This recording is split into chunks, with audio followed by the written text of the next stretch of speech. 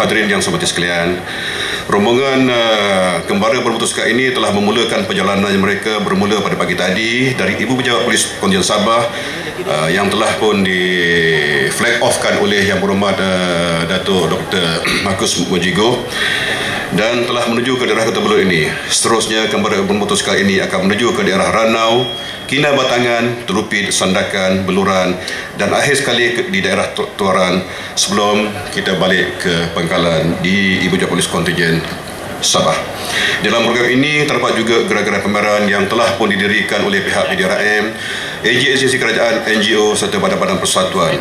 Pameran yang diadakan adalah terdiri daripada pameran sejarah polis, kerjaya polis, penyerahan gudang dadah, salah laku lalu lintas dan pameran pencegahan jenayah.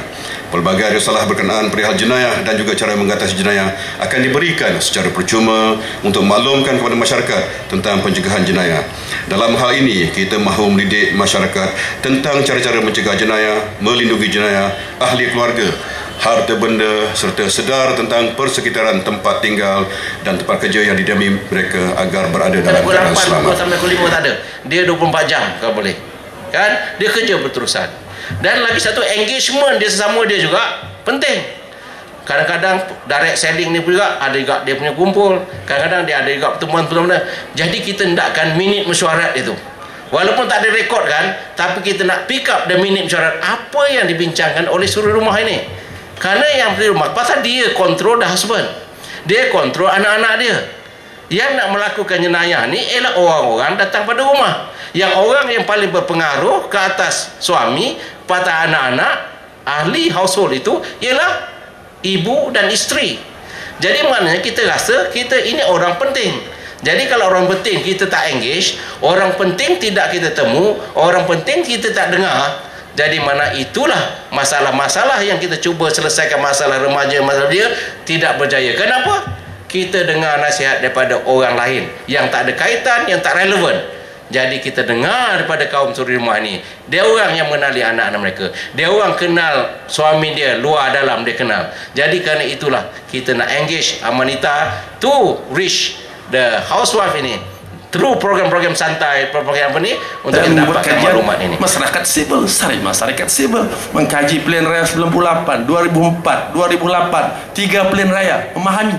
Dan insyaAllah saya akan publish bukunya tidak lama lagi tentang pandangan saya, di mana penting bagi kita untuk menentukan agar masyarakat sipil itu seharusnya kita rapatkan hubungan kita, karena mereka juga boleh membantu untuk menyelesaikan banyak masalah di negara kita ini. Saya dengar tadi pendekatan yang baru, alhamdulillah amat baik sekali.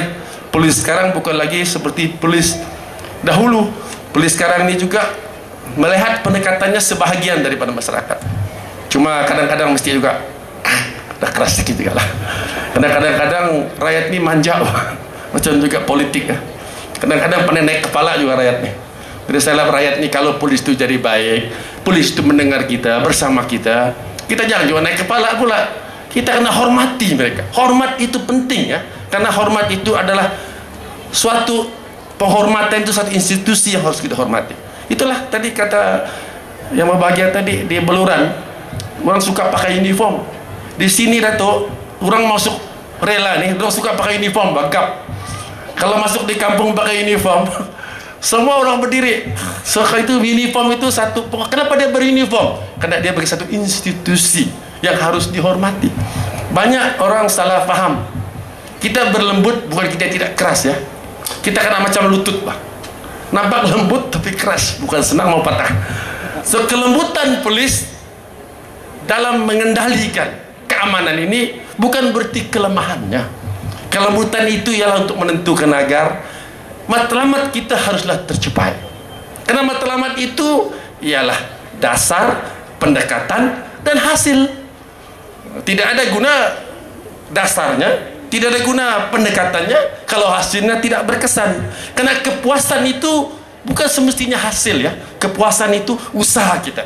So kita kena berusaha untuk menentukan agar kita terlibat dalam proses keamanan negara kita. Karena keamanan ini bukannya untuk polis, adalah untuk diri kita sendiri. Kita adalah sebahagian daripada masyarakat. Itulah harapan saya mohon maaf ketika ada yang terkasar, karena ini kesempatan bagi saya untuk memberi pandangan ikhlas saya tentang peranan kita. Kita harus bersyukur, berterima kasih kepada pihak polis yang telah bertungkus lumus, berusaha tidak kira masa, tidak kira tempat.